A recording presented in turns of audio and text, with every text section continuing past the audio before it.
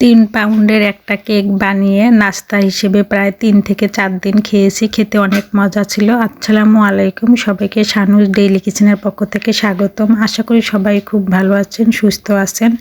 আর এই 3 পাউন্ডের কেকের জন্য আমি প্রথমে শুকনা উপকরণগুলো নিয়ে নেব। প্রথমে নিয়ে নিচ্ছি 1.5 কাপ ময়দা,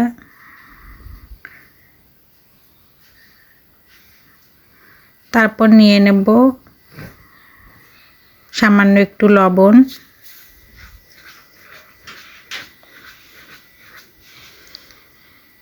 বেকিং পাউডার 1.5 চামচ, বেকিং পাউডার 1/2 চামচ দিয়ে সবগুলো উপকরণ খুব সুন্দর মতো চেলে নেব।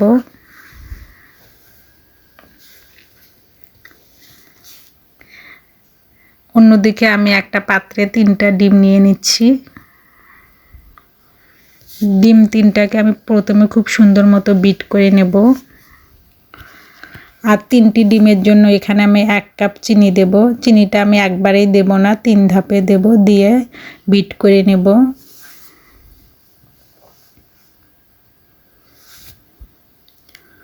খুব সুন্দর মতো বিট করে নেব।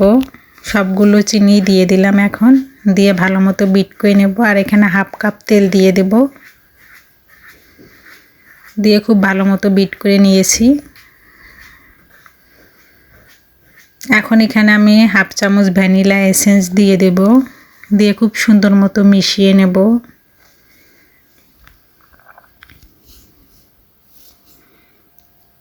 এখন শুকনা উপকরণগুলো দিয়ে দেব।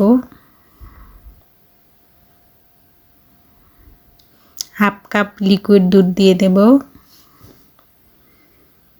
দিয়ে সবকিছু খুব সুন্দর মতো আলতো হাতে মিশিয়ে নেব। এই তো আমার কেকের জন্য ব্যাটারটা রেডি। এখন একটা কেকের মোল্ডে দিয়ে দেব। কেকের মোল্ডে আগে থেকে আমি একটা লেখালেখির কাগজ লাগিয়ে নিয়েছি তেল দিয়ে। এখন আমি কেকের ব্যাটারটা দিয়ে দিলাম, দিয়ে একটু ট্যাপ করে নেব যাতে ভিতরে কোনো এয়ার বাবলস না থাকে। আর কাঠির সাহায্যে এভাবে একটু নেড়ে নেড়ে দেব। আগে থেকে একটা পাত্র 10 মিনিট চুলায় দিয়ে ফ্রি হিট করে নিয়েছি। এখন কেকটা বেক করে নেব 50 মিনিট। ফিরে আসলাম 50 মিনিট পর। দেখেন কেকটা মাশাআল্লাহ কতটা সুন্দর হয়েছে। একটু চেক করে নিচ্ছি কেকটা সুন্দর মতো কুক হয়েছে। এখন এটাকে আমি নামিয়ে নেব, নামিয়ে ঠান্ডা করে নেব। এখন আমি মোল আউট করব।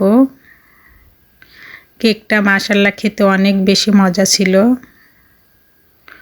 সবাই খেয়ে অনেক প্রশংসা করেছে। দেখেন কত সুন্দর স্পঞ্জি হয়েছে।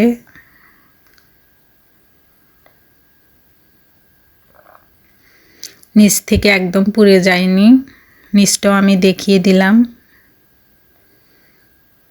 এখন কেকটাকে কেটে নেব। খেতে অনেক বেশি মজা ছিল।